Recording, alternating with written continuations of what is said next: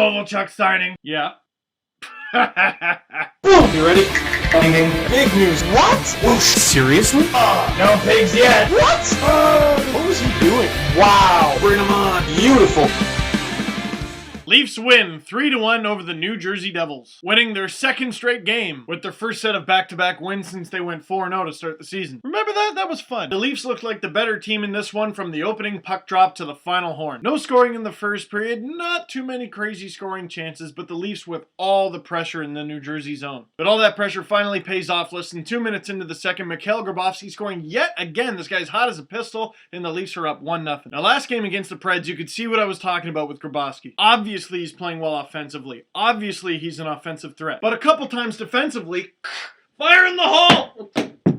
Maybe I shouldn't throw a puck that hard in my room. Sometimes he'll throw out a grenade, but he's playing on a more defensively responsible line. He's a little more defensively responsible himself, and offensively, he's really taking off. And Kuhlman assisting on the goal, and Clark MacArthur with another assist on the power play. And for all the flack that Burke's caught lately, he signed MacArthur for 1.1. 4 points in his last 2 games, 17 points in 18 games this season. 5.5 minutes later, Nazem Kadri with a beautiful feed to Phil Kessel, and Phil's not going to miss. His 9th. The Leafs are up 2-0. And the feed by Kadri was absolutely beautiful. A little more on him later in the video. And while they were clearly the better team in the first half of the game, the Leafs seemed to kind of take their foot off the gas, taking away some of the pressure on the Devils and really letting them almost get back in the game. Because after a couple funny bounces in front, Dana Zubers banks it in, and it's now just a 2-1 lead. Assisted by Ilya Kovalchuk and Alexander Vezunov.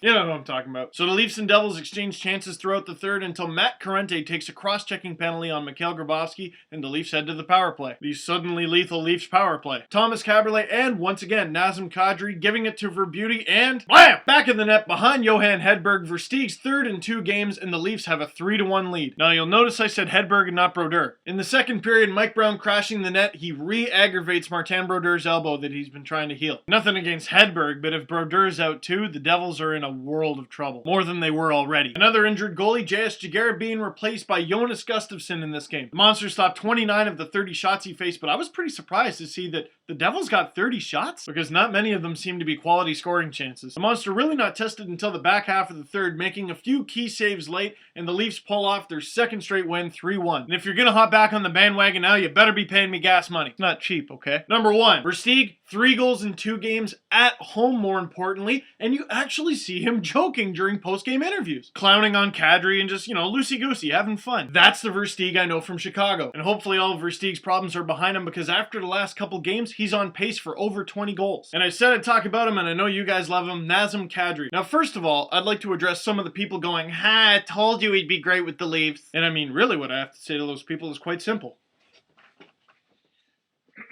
Shut up! The vast majority of you didn't watch him on the Marlies. You were just like, hey, I like this guy, call him up. Now, don't get me wrong, I am thrilled Kadri's doing well. I said I thought he would make the team coming into the season. He didn't, so I thought, all right, let's give this kid some more time. 3 assists in his first 3 games of the season, all right, maybe he's ready. But here's what I actually wanted to say about Kadri. Now, I ask you to tell me a bit about Nazem Kadri. What are the first things that come to mind? I know for me, it's filthy shootout goals. Just sick hands, incredible dekes, unreal. And while that's all very true, I don't think it's accurate of the type of player that Kadri is. Kadri, to me, and he showed brilliant flashes of it last night, a brilliant playmaker. I think that's what he does best. And I remember asking him about this in Regina when he was named to the Canadian World Junior team. Looking at his numbers, he ended the OHL season last year with 35 goals, but I think he was on pace for more, because it looked like in his final year of junior, he was trying to become more of a goal scorer. Meanwhile, he had 53 assists in just 56 games in his draft year. And you look at his playoff numbers from last year, and he had 9 goals in 12 games, which is great, but he had 18 assists. That is nuts. So Kadri's crazy goals and dekes and dangles are what make it to the highlight reel, but this guy is a playmaker who knows how to bury it too, but we haven't seen it in the NHL yet. But just his 3rd game of the season, 4th game of his career, give the guy time. But how great would it be if Nazem scored the first goal of his NHL career